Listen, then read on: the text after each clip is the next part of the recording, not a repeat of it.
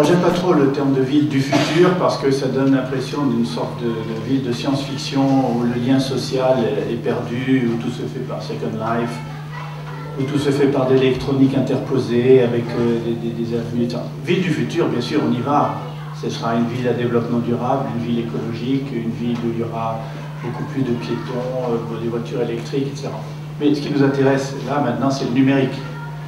Donc moi je pense que l'idée de la ville du futur, c'est en fait la ville de maintenant, avec déjà aujourd'hui des outils du futur qui sont liés à ce que l'on appelle de plus en plus la civilisation du numérique, plutôt que seulement parler d'Internet. Internet n'étant qu'un des éléments de la civilisation du numérique.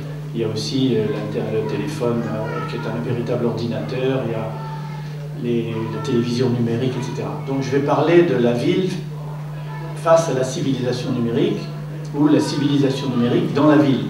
Et je vais donner quelques exemples. Donc, le premier exemple que je voudrais donner, c'est une métaphore, c'est que la ville, entre la ville et un site web, il y a des relations géographiques que Michel Serres a très très bien identifiées il y a déjà une quinzaine d'années, en disant finalement, on se repère sur Internet avec ce dont on a l'habitude, c'est-à-dire la géographie. On parle de sites, on parle d'itinéraires, on parle de bookmarks, qui sont comme des indicateurs de rue, enfin des favoris, on parle d'autoroutes de l'information, etc. Donc une ville, c'est comme un énorme site web, et la petite ville dans laquelle vous vous trouvez ici, qui s'appelle la Cité des sciences et de l'industrie, est une ville, au sens propre du terme. Il y a des rues, des avenues, des quartiers, des gens, des lieux, des choses à voir. Donc déjà, on a... C'est comme des poupées russes ou un système fractal, si vous voulez, pour ceux qui connaissent la géométrie fractale. La Cité des sciences est une cité dans la cité. Mais qu'est-ce qu'elles ont de particulier, ces deux cités? La Cité des sciences et Paris, par rapport au monde du numérique dont je voudrais vous parler. C'est que le seul moyen de cliquer dans ces lieux physiques, c'est de lire des adresses sur des indicateurs de rue, c'est de regarder des numéros de rue, c'est de se faire diriger par un taxi.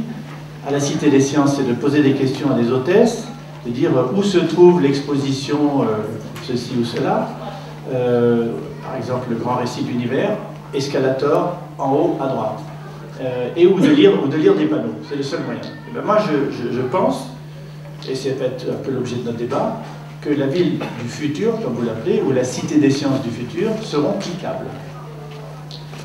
C'est ce que j'appelle le concept de la cité cliquable. Cité des sciences ou Cité Paris. Pourquoi? Parce que je pense que nous allons vers ce que j'appelle de plus en plus des environnements cliquables. Je t'explique en deux mots, on en rediscutera si vous voulez, vous pourrez poser des questions. Aujourd'hui, le seul moyen de se déplacer dans Internet, c'est avec trois objets qu'on a ou devant soi ou dans sa poche. Le premier objet s'appelle le desktop, c'est le gros ordinateur classique relié au mur par une prise. Le second, c'est le laptop, c'est un truc qu'on peut poser sur ses genoux. Et le troisième, c'est le palm top, c'est-à-dire ces zinzins qu'on a ici et qu'on peut garder avec. Or, pour les trois, qu'il s'agisse de celui-là, qu'il s'agisse de celui-ci, de celui-là ou du desktop, le seul moyen d'entrer sur Internet, c'est par un écran plat, en deux dimensions, et pour aller sur Internet, il faut passer de l'autre côté du miroir, comme disait Cocteau.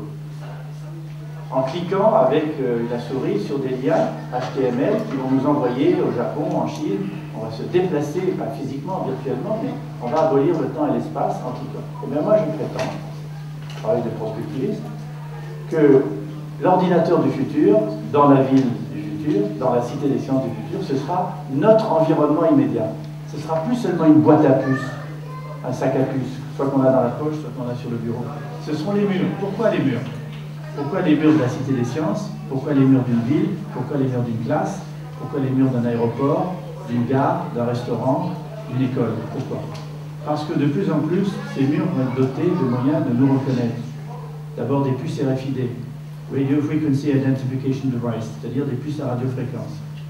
D'autre part, il y aura des systèmes de capture du mouvement, Motion Capture Technology. Aujourd'hui, ceux qui jouent avec la console Wii savent qu'on peut bouger la main et jouer au tennis ou au golf. Reconnaissance du visage, reconnaissance de la voix, Donc, de plus en plus, notre environnement va devenir un ordinateur qui va reconnaître les gestes que l'on fait, les actions que l'on veut faire, qu'on va cliquer dans cet environnement. Ça existe déjà. C'est pas besoin d'attendre la cité du futur.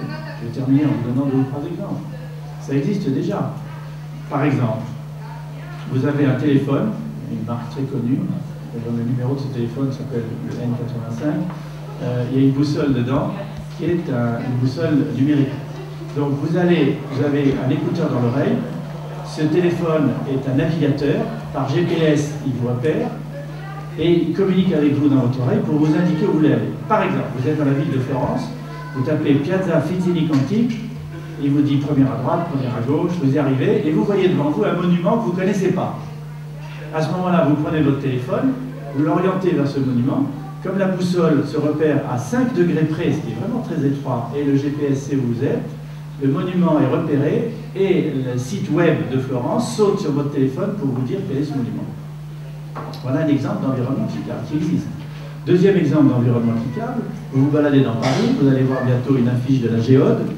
Sur cette affiche de la Géode, il y aura un petit code rond qu'on appelle un spot code. Vous prendrez votre téléphone portable, votre camphone, vous prendrez une photo de cette affiche de la Cité des Sciences. Auparavant, vous aurez téléchargé un petit logiciel gratuit, dont on vous fera cadeau, qui fera que votre camphone reconnaît ce petit code barre, il sait que c'est celui de la Cité des Sciences, et le site de la Géode va sauter sur votre téléphone. Vous avez cliqué dans l'environnement. Enfin, dernier exemple, c'est ce qu'on appelle la Sekai Camera.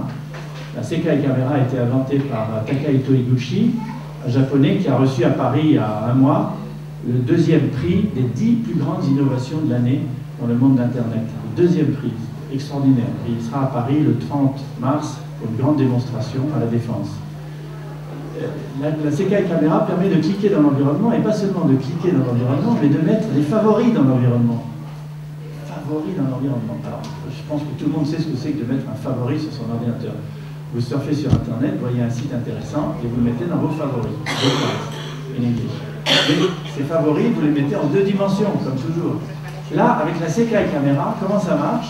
Vous ouvrez votre caméra, et avec votre iPhone, ou tout autre, le Google Phone le fera très bien, le nouveau qui vient de sortir, qui est fabriqué par HTC, ou un BlackBerry, qui a une caméra, vous baladez et vous regardez le monde à travers cet œil. À ce moment-là, comme vous avez téléchargé à l'avance un petit logiciel très simple, qui donne à droite de votre écran des petites icônes, vous vous baladez devant un restaurant à Paris, vous voyez un restaurant. Comme vous êtes repéré par GPS et par la boussole, vous êtes localisé, l'iPhone sait ce que vous regardez. Donc ce restaurant, vous cliquez sur un tag et vous mettez ce qu'on appelle un AirTag.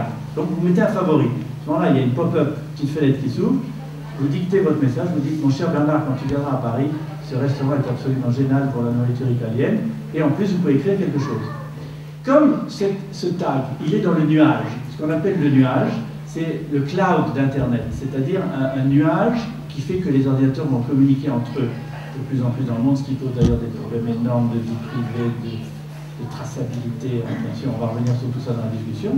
Quand Bernard viendra à Paris une prochaine fois avec son iPhone, il se baladera dans un quartier, il verra, tiens, il y a un tag de Joël, un favori, un bookmark.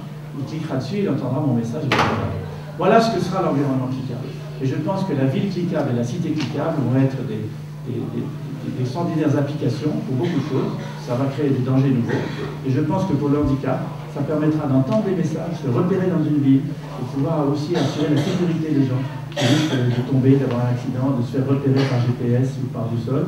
Et donc tous ces éléments qui sont en fait une transposition 3D du net vont être des applications extrêmement importantes dans les années à venir.